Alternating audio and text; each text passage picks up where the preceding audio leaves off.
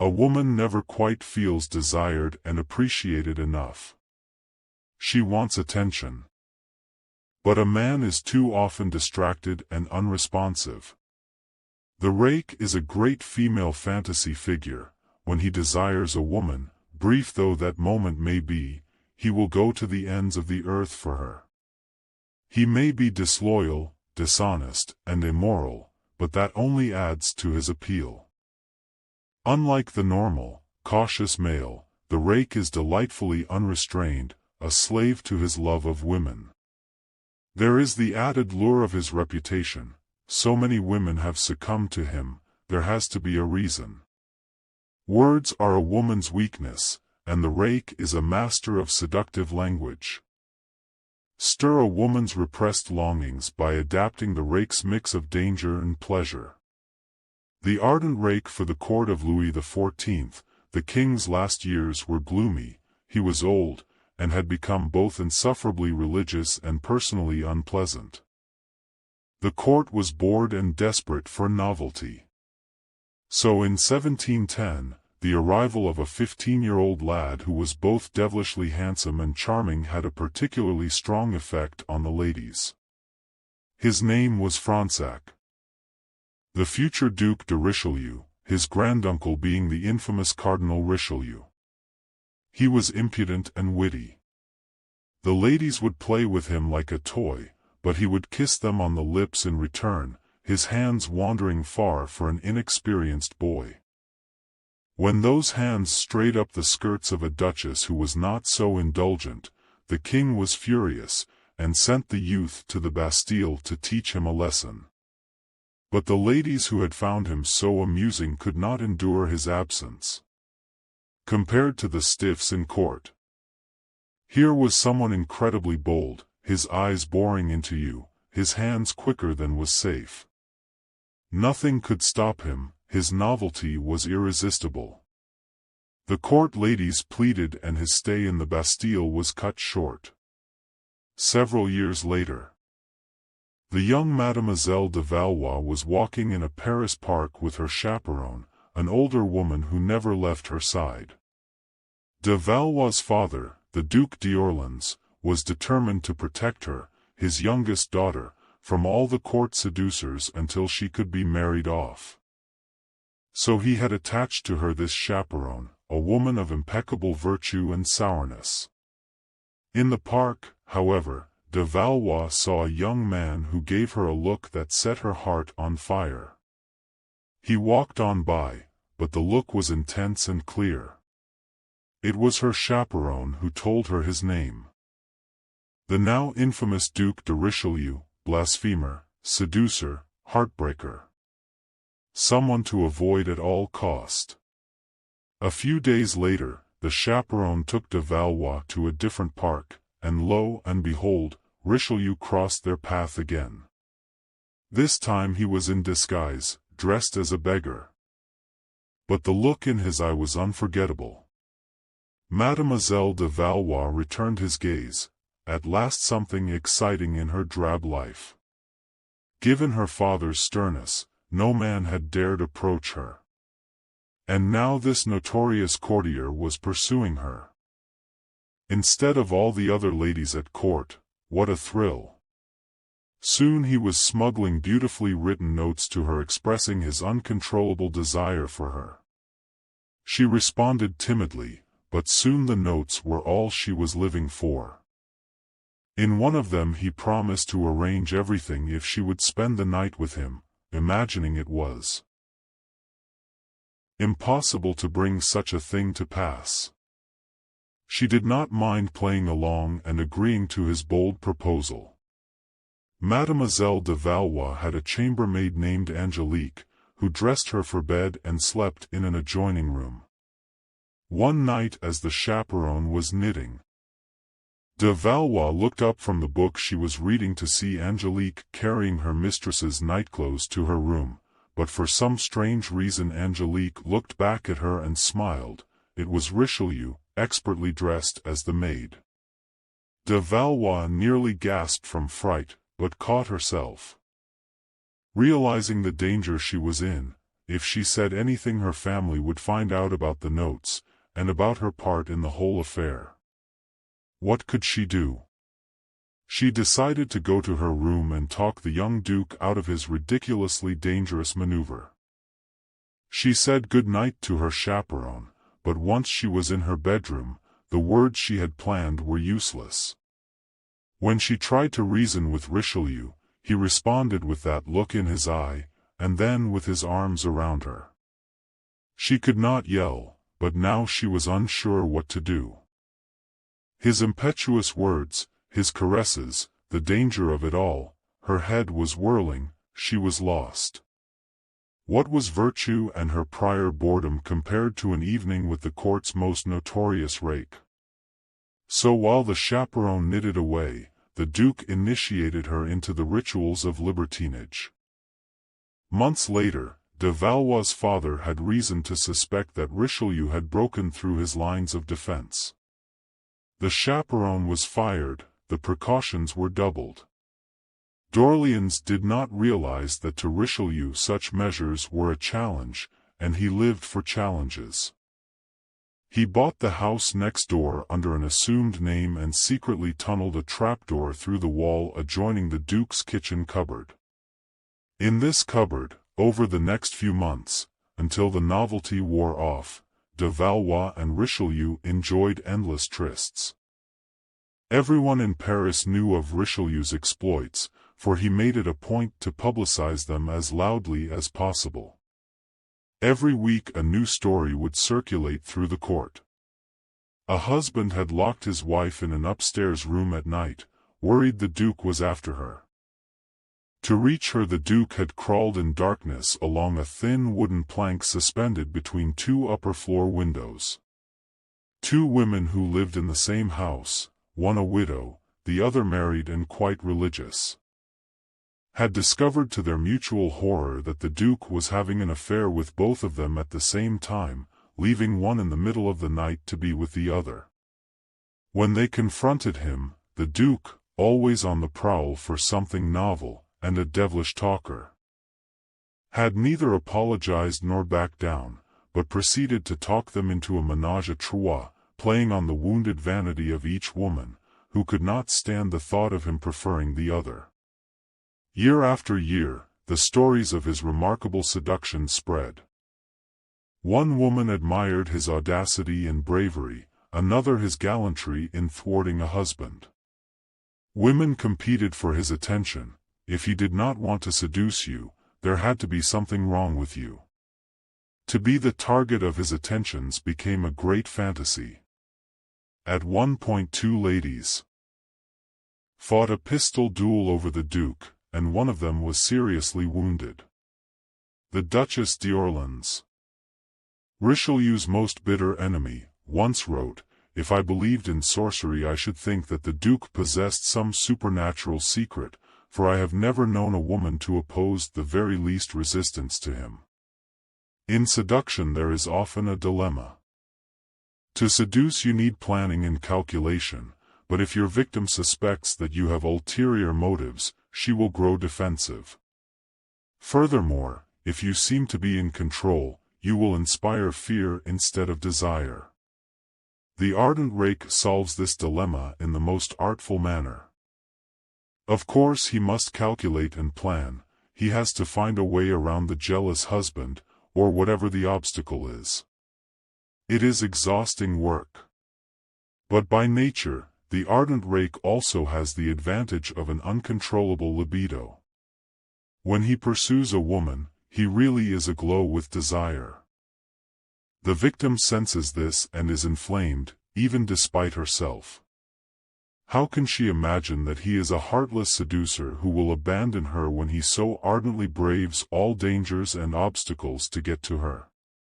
And even if she is aware of his rakish past, of his incorrigible amorality, it doesn't matter, because she also sees his weakness. He cannot control himself, he actually is a slave to all women. As such he inspires no fear. The ardent rake teaches us a simple lesson: intense desire has a distracting power on a woman. just as the siren's physical presence does on a man. A woman is often defensive and can sense insincerity or calculation. But if she feels consumed by your attentions, and is confident you will do anything for her, she will notice nothing else about you.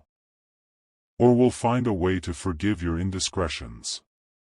This is the perfect cover for a seducer. The key is to show no hesitation, to abandon all restraint, to let yourself go, to show that you cannot control yourself and are fundamentally weak. Do not worry about inspiring mistrust. As long as you are the slave to her charms, she will not think of the aftermath. The demonic Rake. In the early 1880s, members of Roman high society began to talk of a young journalist who had arrived on the scene, a certain Gabriele D'Annunzio.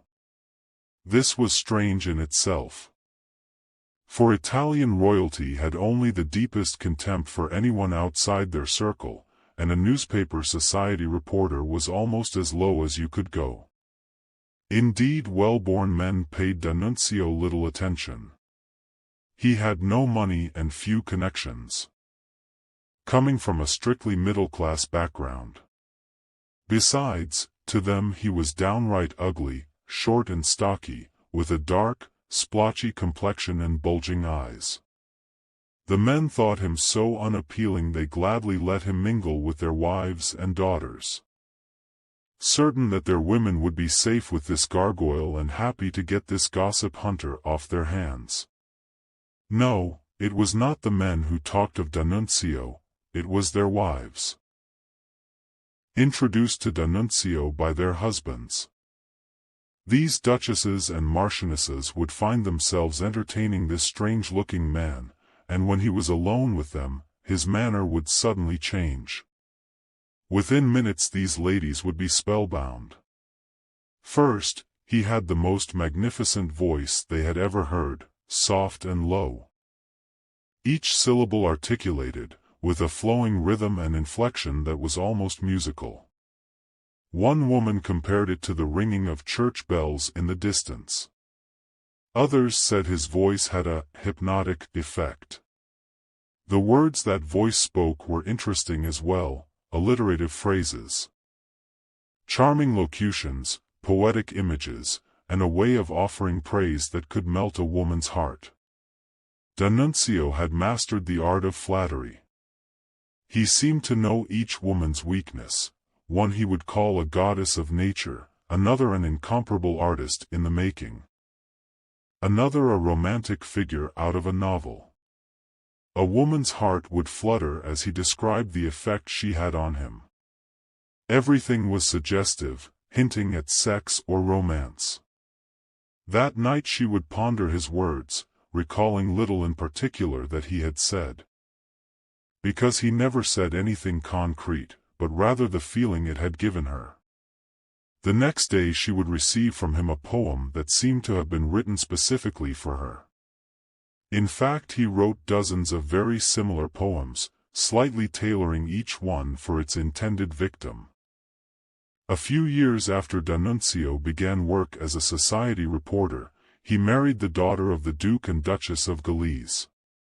Shortly thereafter, with the unshakable support of society ladies, he began publishing novels and books of poetry. The number of his conquests was remarkable. And also the quality. Not only marchionesses would fall at his feet, but great artists, such as the actress Eleanor Duse, who helped him become a respected dramatist and literary celebrity. The dancer Isadora Duncan, another who eventually fell under his spell, explained his magic. Perhaps the most remarkable lover of our time is Gabriele D'Annunzio. And this notwithstanding that he is small, bald, and, except when his face lights up with enthusiasm, ugly. But when he speaks to a woman he likes, his face is transfigured, so that he suddenly becomes Apollo. His effect on women is remarkable. The lady he is talking to suddenly feels that her very soul and being are lifted. At the outbreak of World War I, the 52-year-old D'Annunzio joined the army. although he had no military experience. He had a flair for the dramatic and a burning desire to prove his bravery. He learned to fly and led dangerous but highly effective missions. By the end of the war, he was Italy's most decorated hero. His exploits made him a beloved national figure, and after the war, crowds would gather outside his hotel wherever in Italy he went. He would address them from a balcony, discussing politics, railing against the current Italian government. A witness of one of these speeches, the American writer Walter Starkey, was initially disappointed at the appearance of the famous D'Annunzio on a balcony in Venice. He was short, and looked grotesque. Little by little, however, I began to sink under the fascination of the voice, which penetrated into my consciousness. Never a hurried, jerky gesture. He played upon the emotions of the crowd as a supreme violinist does upon a Stradivarius. The eyes of the thousands were fixed upon him as though hypnotized by his power. Once again, it was the sound of the voice and the poetic connotations of the words that seduced the masses. Arguing that modern Italy should reclaim the greatness of the Roman Empire, D'Annunzio would craft slogans for the audience to repeat, or would ask emotionally loaded questions for them to answer. He flattered the crowd, made them feel they were part of some drama. Everything was vague and suggestive. The issue of the day was the ownership of the city of Fiume, just across the border in neighboring Yugoslavia. Many Italians believed that Italy's reward for siding with the Allies in the recent war should be the annexation of Fiume. D'Annunzio championed this cause, and because of his status as a war hero the army was ready to side with him, although the government opposed any action. In September of 1919, with soldiers rallying around him, D'Annunzio led his infamous march on Fiume. When an Italian general stopped him along the way, and threatened to shoot him, D'Annunzio opened his coat to show his medals, and said in his magnetic voice, "If you must kill me, fire first on this." The general stood there stunned, then broke into tears. He joined up with D'Annunzio. When D'Annunzio entered Fiume, he was greeted as a liberator. The next day he was declared leader of the Free State of Fiume. Soon he was giving daily speeches from a balcony overlooking the town's main square, holding tens of thousands of people spellbound without benefit of loudspeakers. He initiated all kinds of celebrations and rituals harking back to the Roman Empire. The citizens of Fiume began to imitate him, particularly his sexual exploits. The city became like a giant bordello. His popularity was so high that the Italian government feared a march on Rome, which at that point, had D'Annunzio decided to do it, and he had the support of a large part of the military, might actually have succeeded. D'Annunzio could have beaten Mussolini to the punch and changed the course of history. He was not a fascist, but a kind of aesthetic socialist. He decided to stay in Fiume, however, and ruled there for 16 months before the Italian government finally bombed him out of the city. Seduction is a psychological process that transcends gender, except in a few key areas where each gender has its own weakness. The male is traditionally vulnerable to the visual.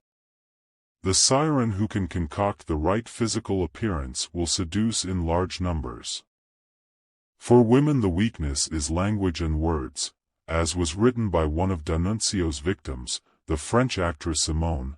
How can one explain his conquests except by his extraordinary verbal power, and the musical timbre of his voice, put to the service of exceptional eloquence?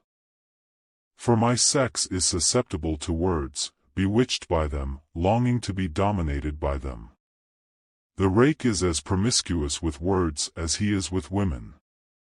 He chooses words for their ability to suggest, insinuate, hypnotize, elevate, in feet. The words of the rake are the equivalent of the bodily adornment of the siren. A powerful sensual distraction, a narcotic. The rake's use of language is demonic because it is designed not to communicate or convey information but to persuade, flatter, stir emotional turmoil, much as the serpent in the Garden of Eden used words to lead Eve into temptation. The example of D'Annunzio reveals the link between the erotic rake, who seduces women, and the political rake, who seduces the masses. Both depend on words. Adapt the character of the rake and you will find that the use of words as a subtle poison has infinite applications. Remember, it is the form that matters, not the content. The less your targets focus on what you say, and the more on how it makes them feel, the more seductive your effect. Give your words a lofty, spiritual, literary flavor, the better to insinuate desire in your unwitting victims. But what is this force, then, by which Don Juan seduces? It is desire, the energy of sensuous desire. He desires in every woman the whole of womanhood. The reaction to this gigantic passion beautifies and develops the one desired, who flushes in enhanced beauty by his reflection. As the enthusiast's fire with seductive splendor illumines even those who stand in a casual relation to him, so Don Juan transfigures in a far deeper sense every girl. Soren Kierkegaard, either/or keys to the character. At first it may seem strange that a man who is clearly dishonest, disloyal, and has no interest in marriage would have any appeal to a woman. But throughout all of history, and in all cultures, this type has had a fatal effect. What the rake offers is what society normally does not allow women, an affair of pure pleasure, an exciting brush with danger. A woman is often deeply oppressed by the role she is expected to play. She is supposed to be the tender, civilizing force in society, and to want commitment and lifelong loyalty. But often her marriages and relationships give her not romance and devotion but routine and an endlessly distracted mate. It remains an abiding female fantasy to meet a man who gives totally of himself, who lives for her, even if only for a while. This dark, repressed side of female desire found expression in the legend of Don Juan. At first the legend was a male fantasy, the adventurous knight who could have any woman he wanted. But in the 17th and 18th centuries, Don Juan slowly evolved from the masculine adventurer to a more feminized version, a man who lived only for women. This evolution came from women's interest in the story, and was a result of their frustrated desires. Marriage for them was a form of indentured servitude. But Don Juan offered pleasure for its own sake, desire with no strings attached. For the time he crossed your path, you were all he thought about. His desire for you was so powerful that he gave you no time to think or to worry about the consequences. He would come in the night, give you an unforgettable moment, and then vanish. He might have conquered 1,000 women before you, but that only made him more interesting. Better to be abandoned than undesired by such a man. The great seducers do not offer the mild pleasures that society condones. They touch a person's unconscious, those repressed desires that cry out for liberation. Do not imagine that women are the tender creatures that some people would like them to be. Like men, they are deeply attracted to the forbidden, the dangerous, even the slightly evil. Don Juan ends by going to hell, and the word rake comes from rake hell. A man who rakes the coals of hell, the devilish component, clearly, is an important part of the fantasy. Always remember, if you are to play the rake, you must convey a sense of risk and darkness, suggesting to your victim that she is participating in something rare and thrilling, a chance to play out her own rakish desires. To play the rake, the most obvious requirement is the ability to let yourself go. To draw a woman into the kind of purely sensual moment in which past and future lose meaning. You must be able to abandon yourself to the moment. When the rake Valmont, a character modeled after the Duc de Richelieu, in Laclau's 18th-century novel Dangerous Liaisons, writes letters that are obviously calculated to have a certain effect on his chosen victim, Madame de Tourvel, she sees right through them. But when his letters really do burn with passion, she begins to relent. An added benefit of this quality is that it makes you seem unable to control yourself, a display of weakness that a woman enjoys. By abandoning yourself to the seduced, you make them feel that you exist for them alone, a feeling reflecting a truth, though a temporary one. Of the hundreds of women that Pablo Picasso, consummate rake, seduced over the years, most of them had the feeling that they were the only one he truly loved. The rake never worries about a woman's resistance to him, or for that matter about any other obstacle in his path, a husband, a physical barrier. Resistance is only the spur to his desire, inflaming him all the more. When Picasso was seducing Françoise Gillet, in fact, he begged her to resist. He needed resistance to add to the thrill. In any case, an obstacle in your way gives you the opportunity to prove yourself, and the creativity you bring to matters of love. In the 11th-century Japanese novel The Tale of Genji, by the court lady Murasaki Shikibu, the rake Prince Nayu is not disturbed by the sudden disappearance of Yukifune, the woman he loves. She has fled because although she is interested in the prince, she is in love with another man. But her absence allows the prince to go to extreme lengths to track her down. His sudden appearance to whisk her away to a house deep in the woods, and the gallantry he displays in doing so, overwhelm her. Remember, if no resistances or obstacles face you, you must create them. No seduction can proceed without them. The rake is an extreme personality. Impudent, sarcastic, and bitingly witty. He cares nothing for what anyone thinks. Paradoxically, this only makes him more seductive. In the court-like atmosphere of studio-era Hollywood, when most of the actors behaved like dutiful sheep, the great rake Errol Flynn stood out in his insolence. He defied the studio chiefs. Engaged in the most extreme pranks, reveled in his reputation as Hollywood's supreme seducer, all of which enhanced his popularity. The rake needs a backdrop of convention, a stultified court, a humdrum marriage, a conservative culture, to shine. To be appreciated for the breath of fresh air he provides. Never worry about going too far.